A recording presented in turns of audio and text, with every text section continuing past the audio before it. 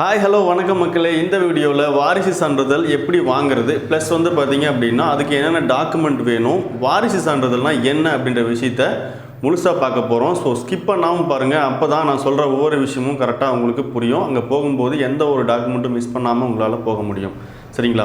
முதல்ல வாரிசு சான்றிதழ் ஏன் வாங்கணும், எதுக்கு வாங்கணும் அப்படின்ற விஷயத்த முதல்ல தெரிஞ்சுக்கலாம்.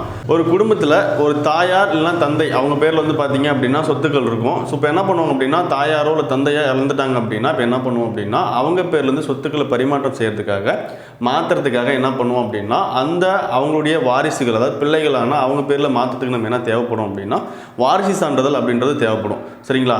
இப்போ உதாரணத்துக்கு சொத்துக்கள் இருக்கிறவங்க பேரில் மட்டும்தான் வாரிசுகள் வாங்கினா யூஸ்ஃபுல்லாக இருக்கும். சொத்துக்கள் இல்லாதவங்க பேரில் வாரிசுகள் வாங்குறதுனால பயனில்லை. சரிங்களா? ஸோ இப்போது ஒரு வேளை சொத்துக்கள் இல்லாதவங்க பேர் அப்படின்னா உதாரணத்துக்கு இப்போது பேங்க்கில் வந்து அவங்க அமௌண்ட் வச்சுருக்காங்க. சரிங்களா? ஒரு 20,000 30,000 எடுக்கிறாங்கன்னா அந்த அமௌண்ட்டை நீங்கள் எடுக்கணுன்னா கூட உங்களுக்கு என்ன தேவைப்படும் அப்படின்னா வாரிசு சான்றிதழ் கண்டிப்பாக தேவைப்படும்.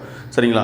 ஸோ இப்போ வாரிசு சான்றிதழுக்கு என்னென்ன தேவையான ஆவணங்கள் அப்படின்னு வந்து பார்த்தீங்க அப்படின்னா ஃபஸ்ட்டு வந்து பார்த்தீங்கன்னா புகைப்படம். விண்ணப்பதாரர் அதாவது யாருன்னா ஒரு உதாரணத்துக்கு அப்பா இறந்துட்டாரு, அப்பாவோட பிள்ளைகள் வந்து யாராக இருப்பாங்க அப்படின்னா வாரிசுகளாக இருப்பாங்க. சரிங்களா? ஒருவேளை அந்த அப்பாவுக்கு அம்மா அப்பா இருக்காங்க அப்படின்னா அவங்களுமே வாரிசுகளாக தான் இருப்பாங்க. சரிங்களா?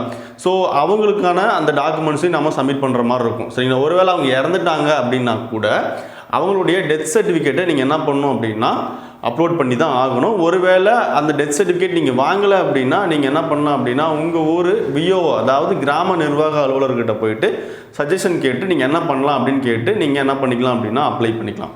சரிங்களா? நெக்ஸ்ட் வந்து பார்த்தீங்க அப்படின்னா புகைப்படம். விண்ணப்பதாரர் யாரோ அவருடைய புகைப்படம். சரிங்களா? அதாவது ஒரு 5 வாரிசுகள் இருக்காங்கன்னா 5 வாரிசுகளுக்கும் தேவையான ஆதார் இல்லைன்னா ஓட்டர் ஐடி கண்டிப்பாக தேவைப்படும்.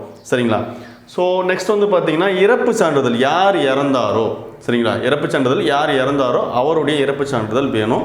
ஒருவேளை இறந்தவருடைய அப்பா அம்மா இருக்காங்க அப்படின்னா அவங்களுடைய ஆதார் அல்லது ஓட்டர் ஐடி நீங்கள் என்ன பண்ணணும் அப்படின்னா கண்டிப்பாக சப்மிட் பண்ணுற மாதிரி இருக்கும். நெக்ஸ்ட் வந்து பார்த்தீங்க அப்படின்னா இறந்துட்டாங்க ஒருவேளை உங்கள் அப்பாவுடைய அப்பா அம்மா வந்து இறந்துட்டாங்க அப்படின்ற பட்சத்தில் நீங்கள் டெத் சர்டிஃபிகேட் கம்பல்சரியாக வைக்கிற மாதிரி இருக்கும். ஒரு வேளை டெத் சர்டிஃபிகேட்டும் இல்லை அப்படின்ற பட்சத்தில் நீங்கள் என்ன பண்ணணும் அப்படின்னா விஓஓ சஜஷன் கேட்டு அப்ளை பண்ணிக்கலாம்.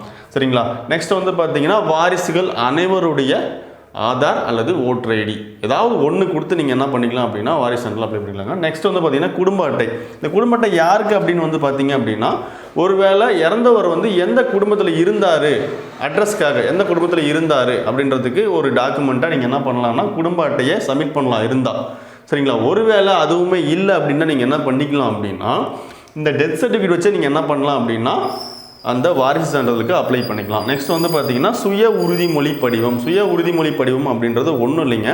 என்ன அப்படின்னா நீங்கள் சேவை மையத்தில் போகும்போது உங்களுடைய டாக்குமெண்ட்ஸ் பூரா சப்மிட் பண்ணி டீட்டெயில்ஸ் எல்லாம் கேட்டு டைப் பண்ணி அதுக்கான ஒரு டாக்குமெண்ட்டாக வெளியே வந்து வரும். என்ன அப்படின்னா சுய உறுதிமொழி படிவம்.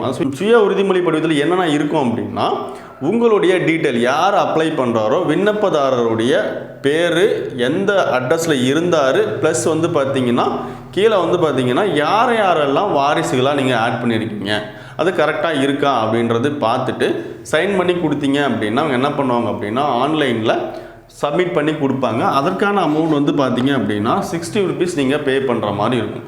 சரிங்களா? இதுதான் விஷயம். வேறு எந்த டவுட்டாக இருந்தாலும் கமெண்டில் நீங்கள் கேளுங்க. அதுக்கான ரிப்ளைஸ் நான் ஆல்ரெடி கொடுத்துட்டு தான் இருக்கேன். வாரிசு சான்றிதழ் சம்மந்தப்பட்ட நிறைய கேள்விகளுக்கு நான் பதில் கொடுத்துருக்கேன். ஸோ வேறு ஏதாவது டவுட்ஸ் இருந்துச்சுன்னா நீங்கள் என்ன பண்ணுறீங்க அப்படின்னா கமெண்ட்ஸில் சொல்லுங்கள், கேளுங்க. அதுக்கான பதில் நான் கண்டிப்பாக கொடுக்குறேன். தேங்க்யூ.